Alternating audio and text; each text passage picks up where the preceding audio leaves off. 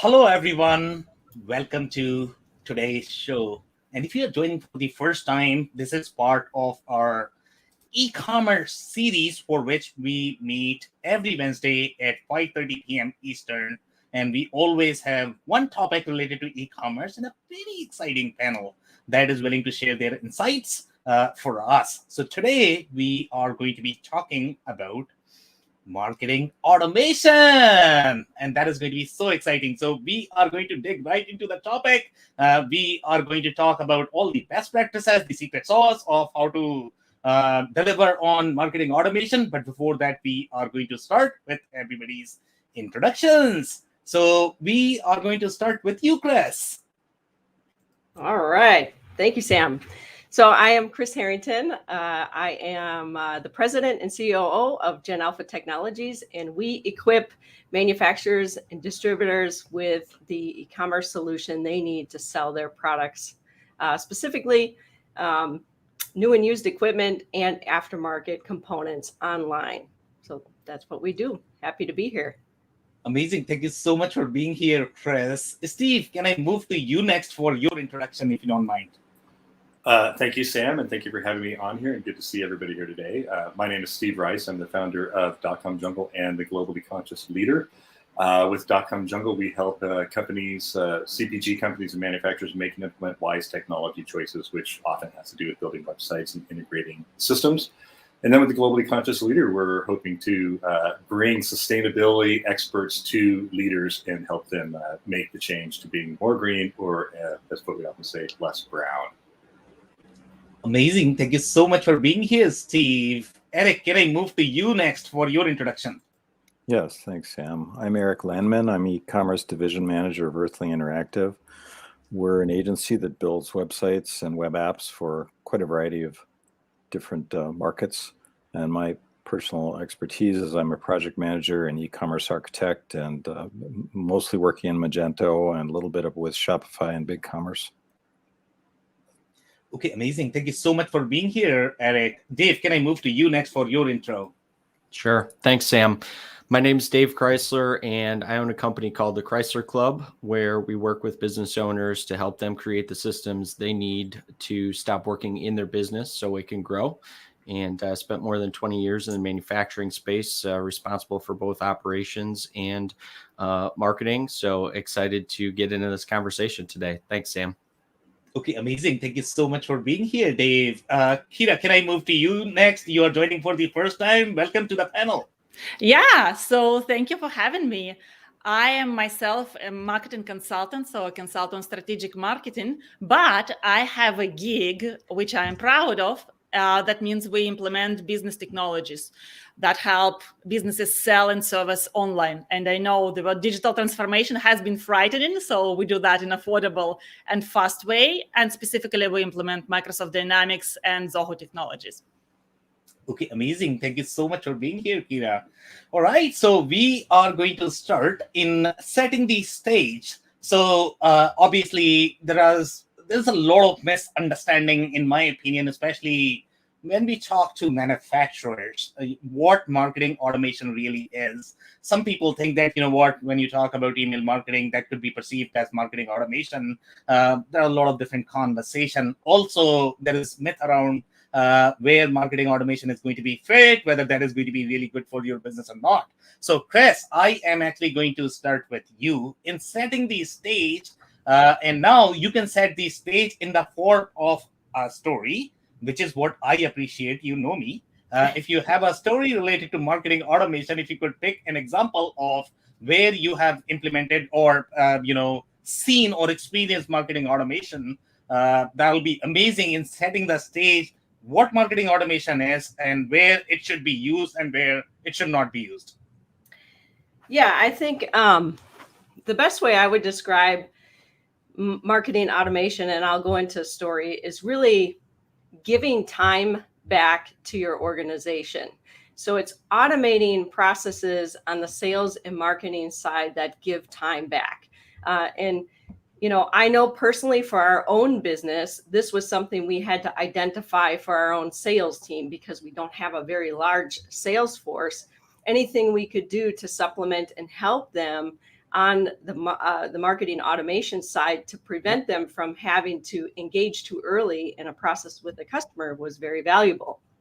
Where I have seen from a story perspective, customers utilize marketing automation is really when you think about a registration process. So immediately after somebody registers for your e-commerce site and now they are a new user, it's very easy to set up a marketing email automation process to help that new user understand the various features of your site that may not be naturally intuitive to them. Yep. I know even for our e-commerce platform, I consider it so much more than just a place for a transaction, right? And some of the neat little features that a customer would utilize and help save them a lot of time and be very useful are not things that they would naturally be thinking to look for unless they spend additional time on the site. So through an email marketing campaign after that user registers, you could drip them different information on those features of the site that you believe are useful or that your other customers have already found as useful. Things like, where did they find their tracking information after an order has shipped? Or where would they find the status of the order? Might not naturally be known to them, or they may not even be aware that they can do that. If you have a document section that is informative, that is not specific maybe to the products that you're selling, but some other space for information related to your services or the assembly or disassembly of products, by dripping to them how they would find that information could be very useful. So a story like user registration is one that we found to be incredibly helpful to ensure that customers are using more of the features that these companies have built into their site. Yeah, and I actually love that aspect, to be honest. I mean, if I think from the manufacturing perspective, and some of the manufacturers might be wondering how I can connect the dots and how I can replicate the similar experience as you are able to do it for your business. So one of the stories that I would like to recommend from my perspective is, in case of manufacturers, number one thing, even though you are not going to know who this specific user is, or in case of registration, at least you know who this person is. So you have some details about them. And based on that, you can actually send them the product recommendation the way you were mentioning that, you know what, these are the products that we might have in our portfolio. Maybe you want to check them out just because you are new to the community. I am simply giving you a tour. No pushing, no selling as such, but it's a very gentle way of making them familiar with, you know, how to explore around the site. So I love that story. Steve, I'm actually going to move to you. What is marketing automation in your opinion? Do you have any specific stories where you have seen the real impact because of marketing automation? Definitely. I think marketing automation, simple definition is it's automating repetitive tasks, such as like email marketing, ad campaigns, tracking, live chat, service communications, any of those things. The challenge is to depersonalize these systems so that you can actually manage them and repersonalize the communications, right? As far as a sample, I think we're all working with every client we have is using it, even if they don't think they are. You order something from the website and you get an email saying, congratulations, you ordered this. That is one facet of automated marketing. So manufacturers, I think, have a challenge, and it's this. We forget that there are sales teams and there are marketing teams, and that they don't necessarily have to work separately. And many manufacturers build businesses based on like $200 million businesses and never really have a marketing team. So the sales team, and there are marketing automations for sales teams. They just happen to work a little different. And there are marketing automations for marketing teams that work more towards direct to consumer, but could also be effective for B2B sales teams as well. So examples of where it's used are simply ones where maybe somebody buys a sander and 6 months later they get an email that says, hey, you bought a sander 6 months ago. The belts generally last 6 months. Do you need another pair? Yeah. That's a simple example. I can give you really long examples, but I think we got a few people here and other people want to talk too. Okay, so I am actually going to have a clarifying question for you, because you Great. actually mentioned a very interesting point there. That is going to be the sales teams have their own way of marketing automation. And there is a term called sales enablement tool. The sales enablement tools also have similar features as marketing automation. So let's say if I ask you, how would you draw the line between the sales enablement tools and the marketing automation tool, and how they should segment the responsibility between marketing and sales? How would you describe that? That is a great question. And I accidentally prepared for that before this meeting. So a typical automation for a sales team might include something like a lead magnet online, like a downloadable or emailable informational PDF with corresponding permission to enter that recipient into an email campaign that feeds them additional information and also feeds them to an actual salesperson or a sales team who then follow up and contact. Whereas, and pieces of that are marketing, right? But a typical revenue generating automation model might include the lead magnet. Again, I'm spoonerizing all these words. A lead magnet might also include or only include a loss leading product along with immediate incentives for upselling or cross-selling in a direct-to-consumer environment. So you might use as a lead magnet some widget that maybe you're going to give somebody for free for $5, but then it costs $5 shipping, so you actually don't lose any money except for the shipping in that case. But in the end, after they say, yeah, I want that, you say, well, I see you like this widget. Would you like this t-shirt too? So that's all kind of marketing that's not really relevant to the sales team.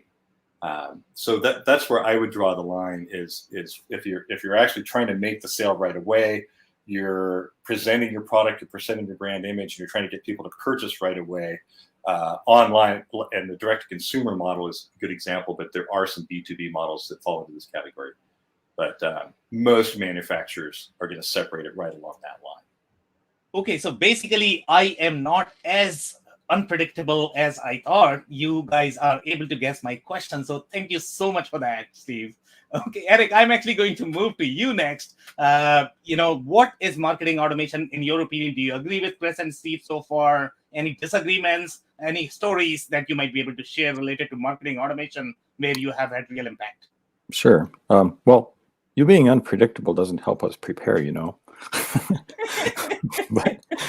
but I would say I can give you some examples of marketing automation, and there are some differences between consumer-based marketing automation and B2B-based marketing automation.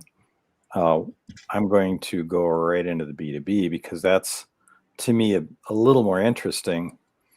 A lot of our customers have quotation systems where they put products into a quote. It looks like a cart, but it's really a quote, and then they get a quotation on it, including shipping and possible discounts. That quote gets funneled to a regional sales manager, but really what happens is the quote request goes into a marketing automation system, and the couple that we've used are HubSpot or Salesforce Pardot or SharpSpring, something like that.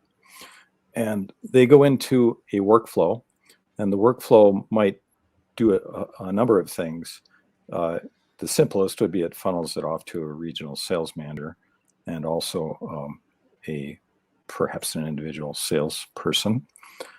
But also there's follow-up triggers that can happen that sends events internally.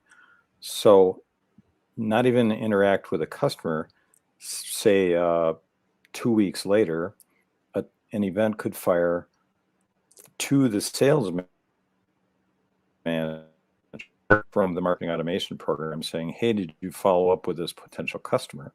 So this is the sales enablement portion of things. So that's pretty different than the consumer end of things. Consumer end of things, you need to have somebody log in to either place an order, or maybe you can have an event fire based upon them creating an account and putting something in a cart. That's the pretty garden variety. sort of things.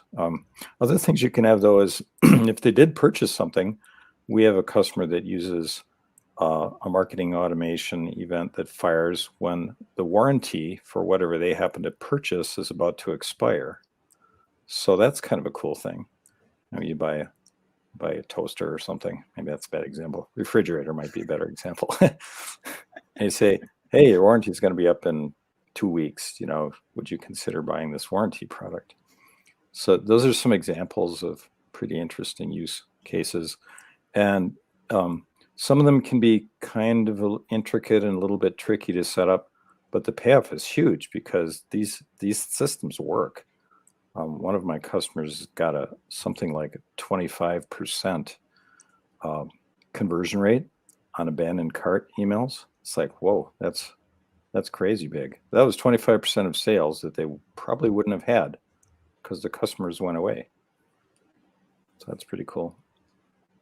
Yeah, those are some very interesting examples and the stories that you mentioned. And in my opinion, I think, if you are consumerized, the marketing automation has far more value because you have a lot more customers to chase. You cannot really track them. You cannot really call them. In case of B2B, obviously, if your transaction volume is going to be lower, and if you have, let's say, tens and thousands of customers, then also marketing automation makes sense. But let's say if you have 70 customers, sometimes that could be trickier if the marketing automation is still going to have value. There are going to be scenarios in that case as well, depending upon how long the sales cycle is in terms of the follow-up. But great examples there. So Dave, I'm actually going to move to you. What are your thoughts so far? Do you agree with the definition that other panelists have provided so far? Any stories that you might be able to share? Yeah, thanks, Sam. First off, definitely agree with what everybody's saying so far. I think, everybody's done a good job of giving a pretty clear definition. And, from my perspective, what I think about a couple of things here. Number one, about marketing automation really being kind of doing more with less, right? A lot of the manufacturing companies that I work with are running a pretty lean sales and marketing team typically. And so having the ability to implement systems to do more with less is, for sure something that is powerful in and of itself. And beyond that, I really feel like when it comes to deploying marketing automation, it's really about making sure you understand your customers' kind of buying journey. And I don't think that matters if we're talking direct to consumer or B2B, because throughout that journey, you can start to insert things. Steve, both you and Eric mentioned this, but, it's about when you understand that journey, then you can start to be more proactive and sending automated offers for the next product that makes sense in a particular, buying journey. And, or Eric, to your point about, a warranty being expired, those are all points that if you really understand your customer's buying journey, that you can automate and therefore reduce your cost from a labor perspective on just doing additional outreach for people. It's a way, especially as your customer base expands, it's a way to do more with less, which is really the entire point of systemizing your business. So those are a couple of things that kind of stand out for me in things I like to concentrate on when we talk about this. And I agree with you. The only difference between your spammy emails versus the real marketing automation is going to be the understanding of your customer journeys and understanding of your customers' needs. If you don't have the ICP figured out, or if you don't have the customer journeys figured out, then obviously your marketing automation is going to come across as very annoying, and that is something that you don't want to do. Thank you so much, Dave, for that. So Kira, the expert, I'm actually going to move to you. So tell us, what do you agree with the panelists so far in terms of the marketing automation? And I'm pretty sure you're going to have tons and tons of stories that you might be able to share in defining the value for marketing automation. Yeah, what can I add? So honestly, I love simplifying stuff. and I do work with manufacturers, and you guys are different from service businesses or technology businesses who have been online and e-commerce and digital the whole time. So simplification, I think, is the key to success. So as marketing's role in general is to bring qualified leads to the salespeople, marketing automation's role is to transition those hot, ready-to-buy leads to SDR teams, to sales teams. And anything required to achieve that would fall under marketing automation. And we named chatbots, and we named customer journeys on the website and on different marketing platforms, social media, email marketing. That's all included. And indeed, there are those sophisticated platforms like HubSpot, ActiveCampaigns, where you have everything all in one. So just press the button and you will have success. But what I want to say is that the solution, the marketing automation solution that brings leads, qualified leads to your sales team, needs to be a fit for purpose. If you are working just with a handful of clients, and I've worked with those clients before, they don't need anything except of the ERP, operational system. They don't need CRM. They don't need any marketing automation. They are good with Excel. They have 100 customers, so don't over sophisticate. If you are going into the digital world, you have to adopt digital marketing, which goes hand in hand with marketing automation. So to simplify again, I would pick the journeys, Tom, the customer journeys. So the two basic journeys you would build is acquisition journey, is how you acquire net new customers. And that would probably be through the website. And you would advertise on different channels. It can be display ads, it can be paid search, it can be just your website ranking in organic rankings for Google. And that can already be on one marketing automation platform if you have the money to do that. And then that will be definitely connected to the website where you capture customer details, and then your be it onboarding journey, upsell, cross-sell journey would begin. And that would mostly be through emails, I bet. Sometimes it can include calls and different notifications. There are those platforms that can tell you, like, now you need to send an email request, and now you need to, go to their LinkedIn profile so that they see that you popped in and they remember you. So stuff like that. The second journey that is often becoming forgotten about is the retention and building up customer loyalty. I'm so happy we talked about this in this conversation already. And this is where you need to know your existing customers so that you are able to segment them according to different variables. It can be geography, it can be size of the business, it can be, job title, job role, anything that fits the specific customer clusters, customer persona. And that's where those examples of cross-sell, upsell, updates on warranty or something like that would kick into place. And additional important feature would be sending those newsletters or updates that are not sales oriented, so that your customers, your clients know that you care, that you understand them. And those newsletters or insights, whatever you call them, will be customized to those customer profiles, those clusters of customers. So that's what I'd say. Acquisition journeys, retention journeys, anything you need to do to make that happen, be it in a very expensive corporate-based marketing automation platform or just an intern sending batches of emails. Yeah, amazing description there. By the way, I am a big fan of simplicity as well. And we have all seen the marketing messaging at times. They are going to be so well-bloated. They are trying to sell a simple device, but they are going to start describing first mountain and then bridge. And I have no idea what you are trying to sell. Okay, get to the point fast. I know a little bit of creativity is great. The subtle creativity is great. But Don't overcomplicate your messaging. Don't overcomplicate your workflow. Love it. Love the segmentation, the way you mentioned that, okay, you are going to have two paths. One is going to be your acquisition. The other is going to be retention. In both cases, the goals are going to be different. So now we are going to move to the next question. And I am going to ask every one of you to keep your stories ready, because we are going to be covering a lot of stories in the next segment as well. Okay, so the stories that I am looking from each of you is going to be one case. And again, when I think of marketing automation is the double-edged sword. If you really think about it, if you do it well, you can create real money. Okay, if you don't do it well, it can really fire back. Okay, so what we are asking, and there are best practices in case of marketing automation. So 2 stories where marketing automation really worked. The second story is going to be the marketing automation where it really fired back.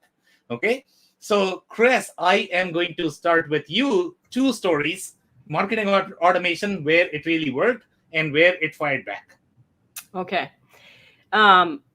Where it really worked was with manufacturing companies who sell large equipment, and they wanted to onboard these equipment for how they would be supported after they own the asset. So they know the machine that they've sold to them, they know the contact information, and they now automate again a process of a drip campaign that informs them who their contacts are internally, how best to do business with them, what they should expect from them. So it's really developing that relationship after the customer has invested in this big and important asset to their production needs, and ensuring that they're building that customer relationship for the loyalty that others have mentioned here. Where it fired,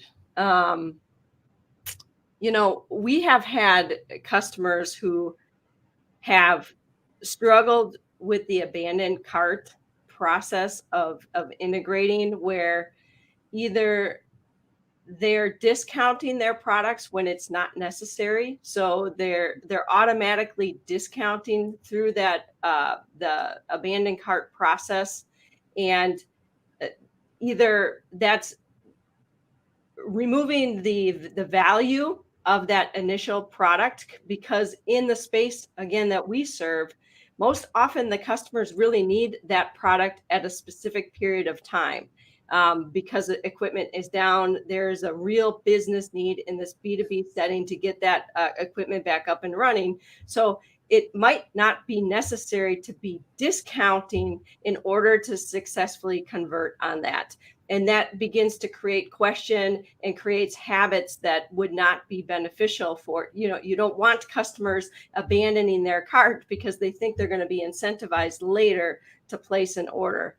That's the thing that's coming back to me right away. I mean, there are so many positive stories that it's truly hard to find the negatives, and maybe others are going to think of the negatives, but there are so many people that aren't using marketing automation, and they're missing an opportunity.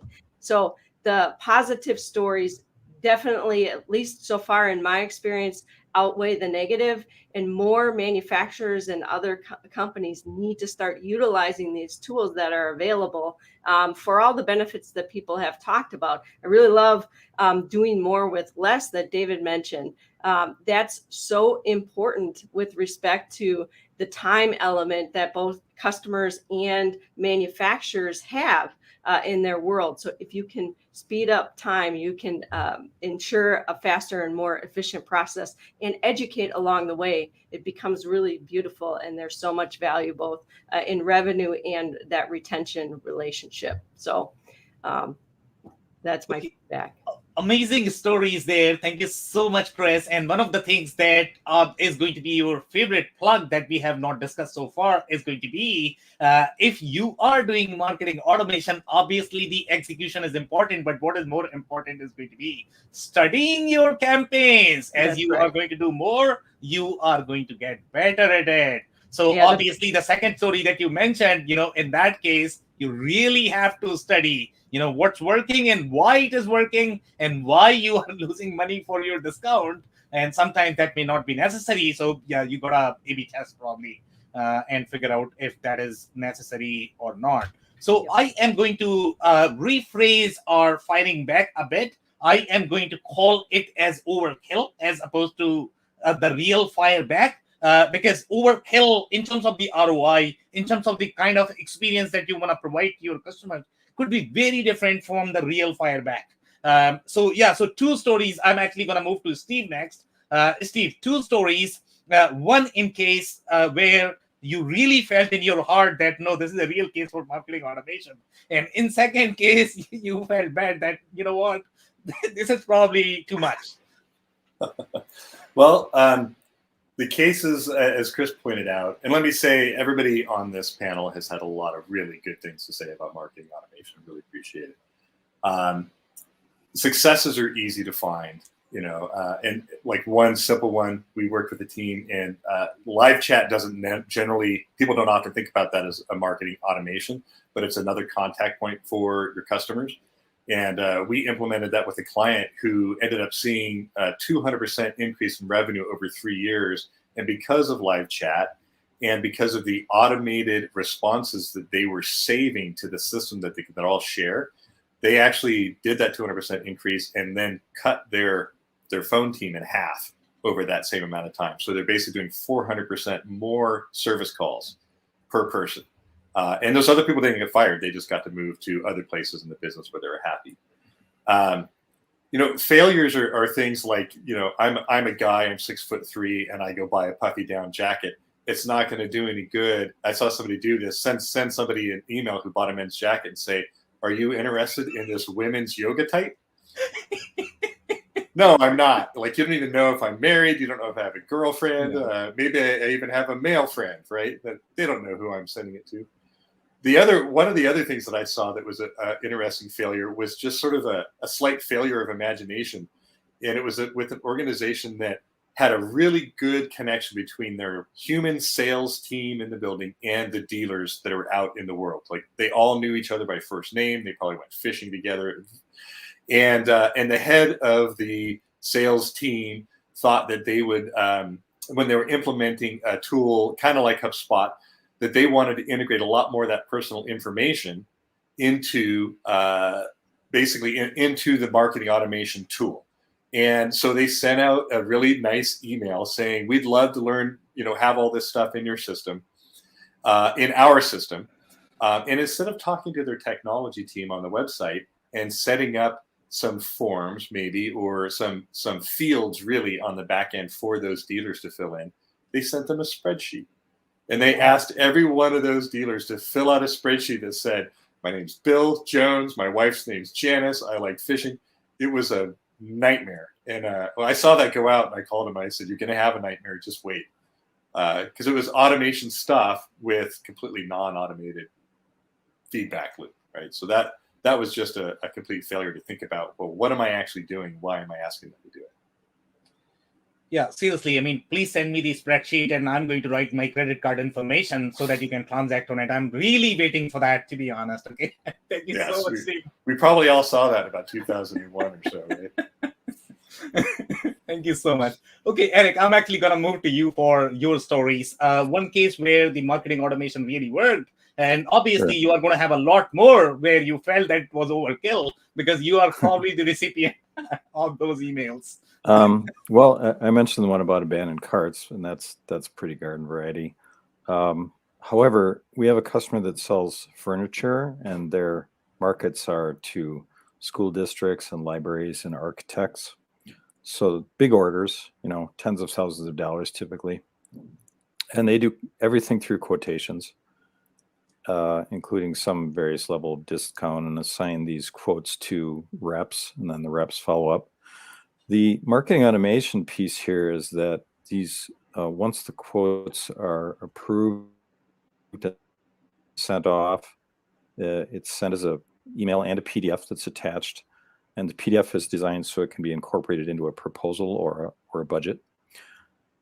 Marketing automation, the second marketing automation piece is there are timelines on this. So the quote expires in 60 days, but they get the person who requested the quote gets a 10-day notice that it's going to expire and they have an opportunity to talk to their sales rep. Maybe they want to extend it for a little bit more time. So that the reason that's good is that it keeps this prospect live and it shows them there's some attention being given to them instead of, oh, here's your quote, see you later. Yeah, so that's a good one. Kind of a failure that I personally experienced was with outdoor products. I'm sure Steve has a lot of examples of that. But this particular one was, I signed up for a new account with a retailer, and they said, would you like to sign up for our system, like an early adopter program?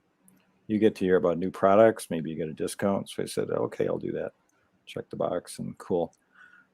I didn't realize what I actually was signing up for was an SMS system where I would be getting text messages like every 3 days from this company. And I tell you what, in short order, I unsubscribed because it was getting pretty damn annoying. I don't need their stuff that badly. So that was a little personal anecdote there. And it could have been better if they just hadn't done this so frequently. Otherwise I would have said, well, it's okay. It's maybe every 2 weeks or something, or a month. Yeah. No, you seriously don't know what you don't, what you need right now, Eric. You might need that, metal jacket right away. Otherwise, you might die because of cold. You really need that. Okay, we are sending. Thank you so much, Eric, for that. So, Dave, your stories. Okay, where you felt that marketing automation really worked versus fired back. Yeah, I think everybody's kind of said it's easy to find some of those success stories. I mean, one quick one is really on the prospecting process and the education of, prospects that are coming into the pipeline. And through some marketing automation, we're able to not only educate the prospects and really provide the value, but move them along in the journey so that when it became appropriate to connect with them, the conversations were at a much higher level, much more in depth, and it resulted in much more conversion. So I think that's an easy success to kind of call out there. And, in terms of kind of the failure side of things, I really look at it from the standpoint of missed opportunity, because the failures that I see are either, the paralysis by analysis statement where you're trying to plan too much before you're actually going out and doing some execution. And I know, there's going to be another conversation about the metrics and what we can learn from our testing. But that's an important element to this. And so I've seen the failure from the standpoint of not wanting to implement because we're trying to figure out too much. And the other part is, again, back to not understanding who your buyer is, the journey that they're on, where they need to be educated, where you need to deliver value from the standpoint of, Chris, I think you mentioned it, early on in this conversation, but, understanding how you can help them by providing value, whether that is, here are some additional features and benefits. Here is, how you access XYZ information.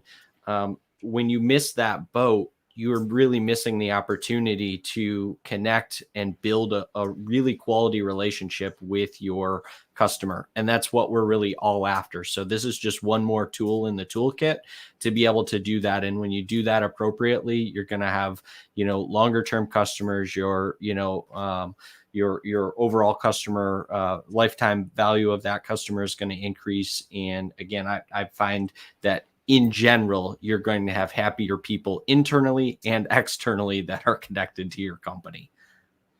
Yeah, I completely agree. In fact, see the way you position that, this is going to be a very important tool in your toolbox. So obviously there are going to be use cases, but again, don't use it. Don't abuse that. Don't send the text message every minute that somebody is going to need a jacket. Nobody needs it. Nobody really does. Even if you have a product that anybody needs every minute, they probably don't need. So don't be aggressive. Yeah, the last thing I would add to that too, kind of on that same thought, Sam, is just, sometimes I think we can get so tied into what those metrics tell us. And so the case in point, right? Text message. Everybody knows that, the statistics are through the charts in terms of the open rates for text messaging. And, just because the open rates are tremendous does not mean that we need, to that exact point, we do not need to send, 100 different text messages. Make every interaction appropriate for where your potential prospect and or customer is at. And when you do that, again, you build the relationship and you gain trust from your ideal client. Yeah, and I kind of agree. In fact, Amisi, I have seen crazy scenarios where you are going to have the incremental KPI for different teams. Some people are going to be really responsible for the open rate. The other people are going to be responsible for qualification. And then you have sort of the overemphasis on opening the email. I get it that you want me to open, but come on. I mean, even if you are going to send me a very spammy message, for example, I get a lot of marketing message. You have never seen this before. Okay, now, sure, I'm actually going to open that email, but am I going to swipe my credit card? Probably not. So what's the point? So thank you so much for that. Kira, I'm actually going to move to you for your stories. One where it really worked and where it was really overkill. The second one. Yeah. So for the success, let me bring the Zoho example, not because I implement that, but because that comes from our customers. They ask us and we discover features that we can implement for other customers. Facebook groups. So we know that manufacturers often are active on Facebook, not LinkedIn. So capturing likes and emotions on Facebook posts and not only actual chats and messages was very good for a couple of our clients because you capture intent. Maybe they're shy, maybe they don't, they don't know to use Facebook. But if you have that basic data, at least user of the use for Facebook, captured in your CRM system or your marketing automation system, your team can act on that. They can go check their profile, ask a couple of questions. So you are capturing them earlier. So you're engaging in a meaningful relationship. And the same for the chatbot, for the Zoho Sales IQ chatbot. A very basic one, a simple one. So as mentioned before, the amount of leads and conversions skyrocket when you just implement the chatbot, even the basic one. You can only grow from zero. So that's a good example of marketing automation anyways. And someone who corresponds in the chatbot, probably he is or they are, they have a better intent to at least communicate with you, if not to buy. So it's also good to keep their information and take action, at least exploring who they are. So those are a couple of good examples, utilizing Facebook groups to capture the intent earlier on and utilizing chatbots. And for downfall examples, I have plenty. So on intent, Sam, you mentioned the open rates. So funny enough, if you see high open rates, you might actually see a lot of unsubscribes. So they opened it and they went to unsubscribe. If your marketing automation doesn't interpret it like that, you might be in trouble.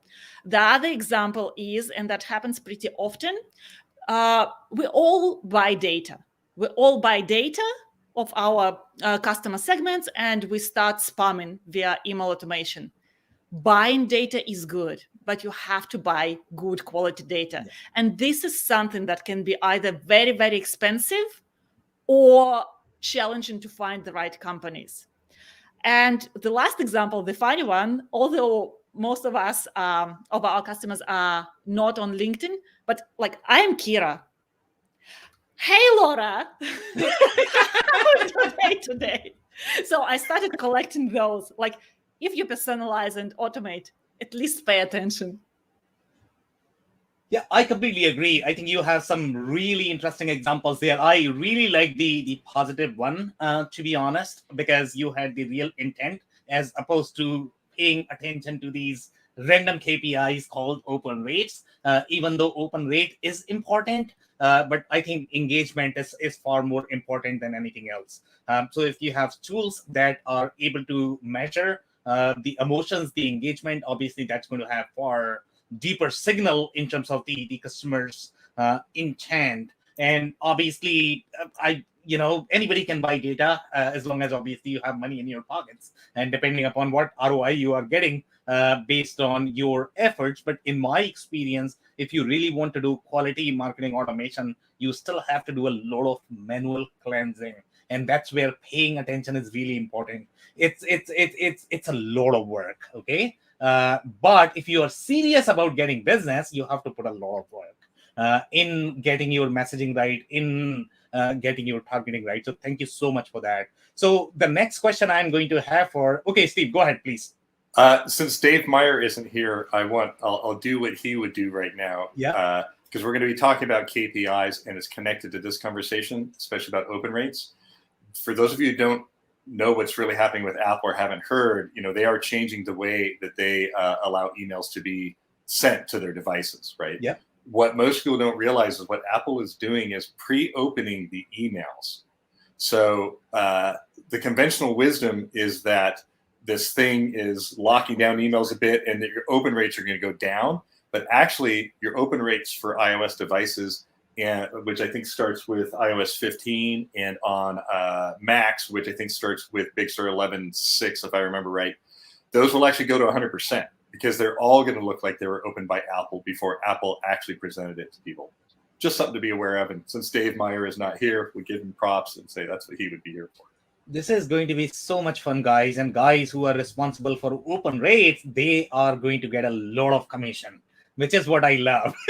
But nobody's going to get any sales. That's why you got to measure what matters. That's the next question, right? Exactly. Thank you so much. So obviously my next question is, Steve already pointed out that it's going to be related to KPIs. And obviously we have KPIs related to e-commerce, but what are going to be the right KPIs that really matter for marketing automation? So one thing that we all agreed that we sort of like open rate, that's relevant, but that's not as relevant. So Chris, in your experience, what are different KPIs that you really found useful to make sure that your marketing campaign is going to work and you are going to get desired outcome from the campaign? Yeah, I would tell you that we started with click-through rates as a KPI, so people would open, but were they actually clicking on anything?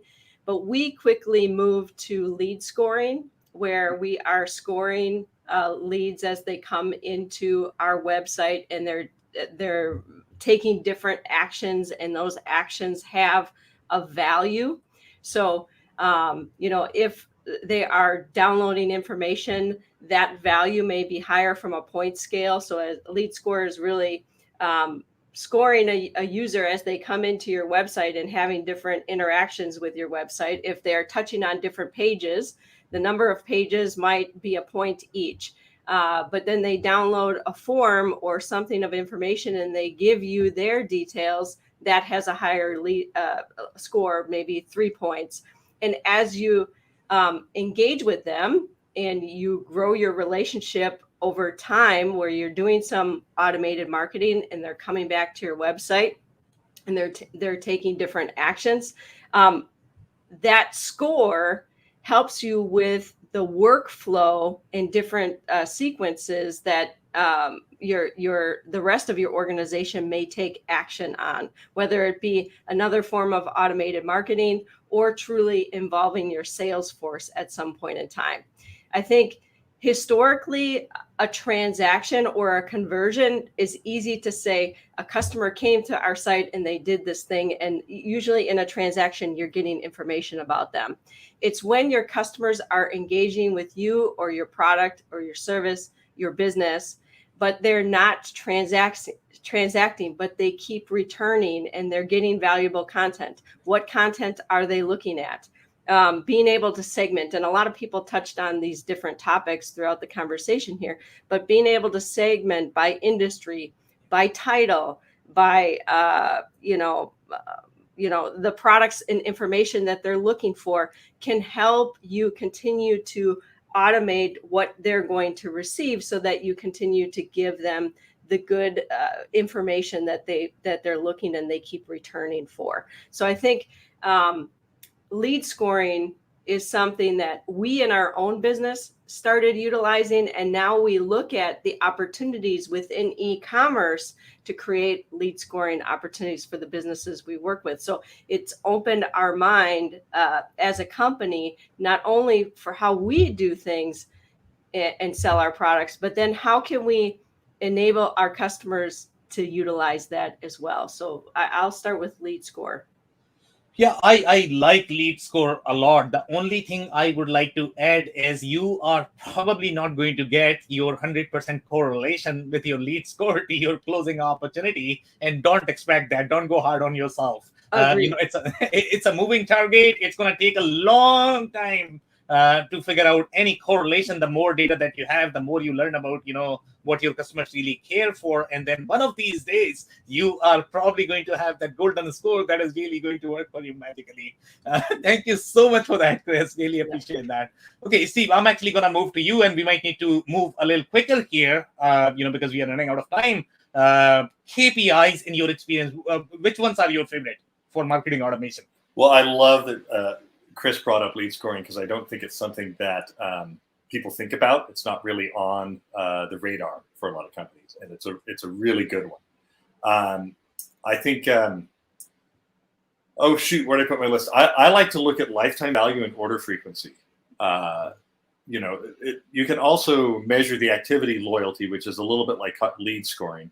But in the end, if you have people coming back more often and buying more things, then you have loyalty. You're measuring that in terms of revenue. So those are two. They're not the only ones, but I think those are the two easiest ones that a manufacturer or somebody new to an industry would have an easy time wrapping their brain around and saying, yeah, okay, I can do that. And they're not likely to lead them astray in terms of investing, say, a ton of money in a company that, like you mentioned earlier, that people can make a lot of money off of open rates because they're charging by that. It's not easy to be misled by those numbers. Okay, amazing. Thank you so much. So, Eric, I'm actually going to move to you. Favorite KPIs? Well, the systems we've implemented mostly, actually, Kristina stole my thunder. They do use lead scoring for sure. Some of the factors there are if the prospect comes back and looks at a particular page or section of a website, then if they fill out a contact form, this is another huge one. If they follow up on a proposal or some sort of pricing aspect of it, and then of course if they have a one-on-one meeting with a sales rep or a phone call or a Zoom meeting or something like that, I mean that's huge. That's like, well, basically they're pretty much sold at that point. So each one of these events and many other events contribute to this sales funnel, and there's a couple different systems we've used that have this concept. But other KPIs, if you're talking about more garden variety B2C sites, it would be, well, the simple one is, well, okay, we've sent out so many abandoned cart emails, and those emails that we sent out to those customers, X percentage are new customers we never would have had an order, and they converted, they bought something. Well, that's a pretty huge important metric. There's other metrics too, which the marketing folks dream up. So that's okay. Amazing. Love it. Thank you so much, Eric, for that. Dave, your quick favorite KPIs. Yeah, I'm going to agree with what everybody else said. The only thing I would add to the lead scoring part is predefining what your milestones look like for your customer journey. And people have touched on that. But what I really mean is it a milestone for somebody to fill out a particular form, to visit a particular page, click on a particular link, and have those predefined? So at that point, you can insert a different part of your sales process to continue the journey. So. Okay, amazing. Thank you so much, Dave, for that. Kira, I'm actually going to move to you. Your favorite KPIs?